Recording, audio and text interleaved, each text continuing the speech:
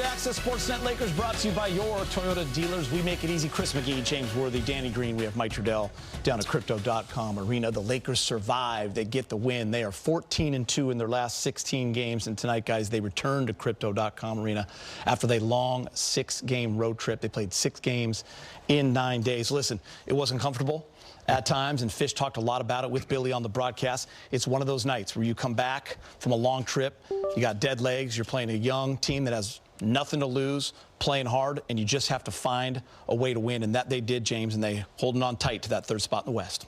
Thank God they're holding on to that third spot. You know, 2 of the toughest games to play.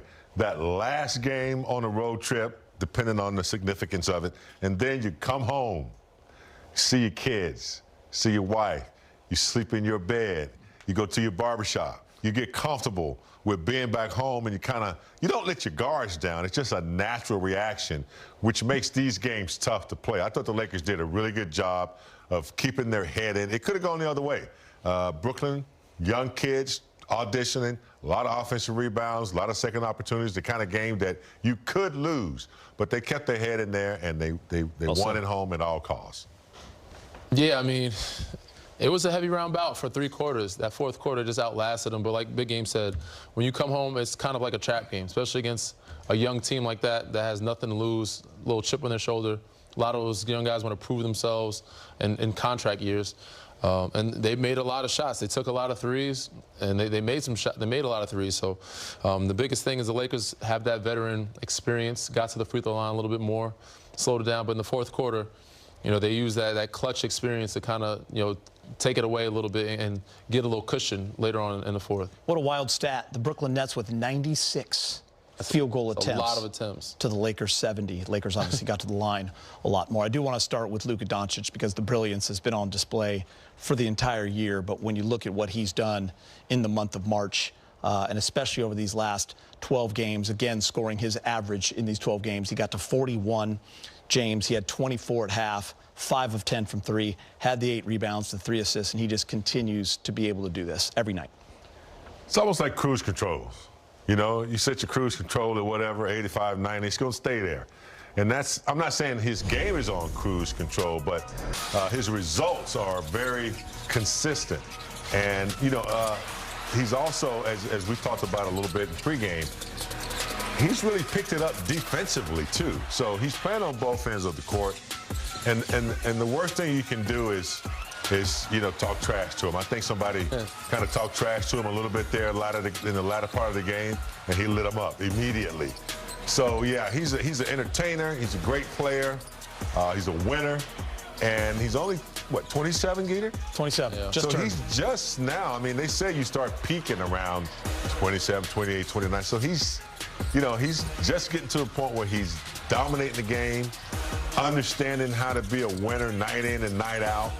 All the things that LeBron has, you know, learned over his career as far as being in shape, being ready, being available. Luka is really showing the consistency in those areas. Wow. Danny, he's been here for a year. Yeah. And he already has 17 40-point games. You see where he ranks. Right behind Bron. In Laker history, right behind LeBron James. And he is going to continue to climb that list. Yeah, it's unbelievable. Like I said, he just keeps climbing the ladder. Obviously, Bron has been here 23 years. He's climbing all the other historic. But Luka, as a Laker, you know, he's climbing very fast for a guy that's only been here for a year. But like Big Game said, like, he's just consistent, night in, night out. He got hot. You don't want to make him mad. Things got chippy in there. You know, people talking trash to him. He did get a technical, so hopefully it gets rescinded. We won't know until later on. But if it doesn't, he might have to sit a game. Yeah, we got to talk about that. Hopefully that doesn't deter him or, you know, keep him off the track that he's on right now, because the train he's on, it's at a high speed right now. Yeah, we're going to hear from Luka in a second. 16 technicals, so that means he misses the Wizards game. Big Game James. Oh, the double technical. Yeah. It still counts. Okay. Yeah. Hopefully they rescind it. Yeah.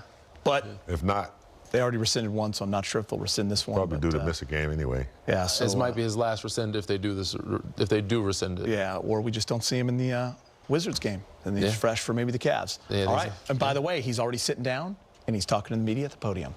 We waste no time with Lakers reporter so much. We're heading on to the Laker current injury report.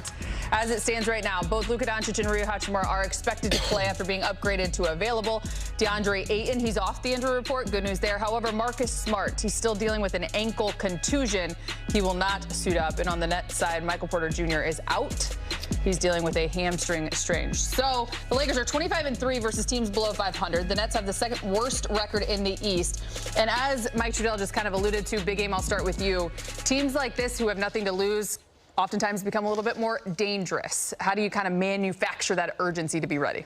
Yeah, it's spoiler time. You know, it's just like these teams who have nothing to lose. They have vacation going. They love nothing but to come in and beat the Lakers, and and plus a lot of guys do have pride. A lot of guys are disappointed that they haven't achieved anything, and they still want to come out and play hard. So yes, you have to be really careful. The Lakers' attitude it should be, hey, we accomplished what we needed to on the road. Now this is phase 2 of that goal. Let's finish it up with a strong finish before we get a break before the playoffs. Yeah, I mean, I think they could be very dangerous. Like, a team full of young guys that are trying to prove themselves, trying to earn a contract. Like, this can be, it's not like a wounded animal. This could be a very dangerous situation if you let it become that. You got to throw the first punch and then keep punching, but force them to throw in the white flag, make them quit by getting out on them early. But if you give a young group or some confidence, then it could be a game, and then, again, any given night, anything can happen. Anyone can beat you. Obviously, you see that record and the stats when it's the Lakers facing teams below 500. But when you think about the last stretch of games, Big Game, they've won 13 of the last 15. They've beat teams below 500. They've beat teams above 500. And I feel like we're going to talk about this a lot in many different forms. But over the next 9 games, the next couple of weeks, are there any question marks still left that you need answered from this team as they prepare for the postseason? The only question mark I have now is, are they capable of sustaining something that they've started? They have a really good identity now on the defensive end, something that they've been, searching for. And when they finally got all the pieces on the floor together and they got healthy, I think they, got some reps together. They started to show, and this guy right here, LeBron, taking on a whole nother role and still being able to be a major contributor. No, I don't have any more questions at this point.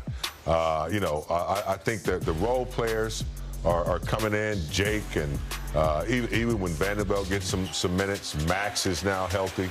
So my only question now is, can they sustain it and on into the playoffs? I'm with Big Game. Not many concerns, not many questions. They've shown and proven. The biggest thing for me is which X factors are going to be able to show up in the playoffs. And the one that I'm thinking of, not just the X factor, but one of the lead guys is Austin Reeves. Like, he had a good showing in Memphis some years ago. But the biggest reason why people were, not saying he's not a max guy yet, because he hasn't proven it in the postseason.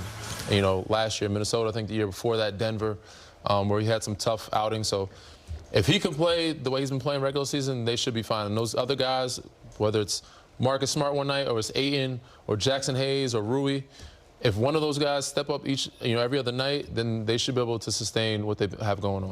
You want to be as healthy as possible. Marcus Smart is the guy that you really want healthy when it comes to the postseason. Yeah, load management for him. Yep.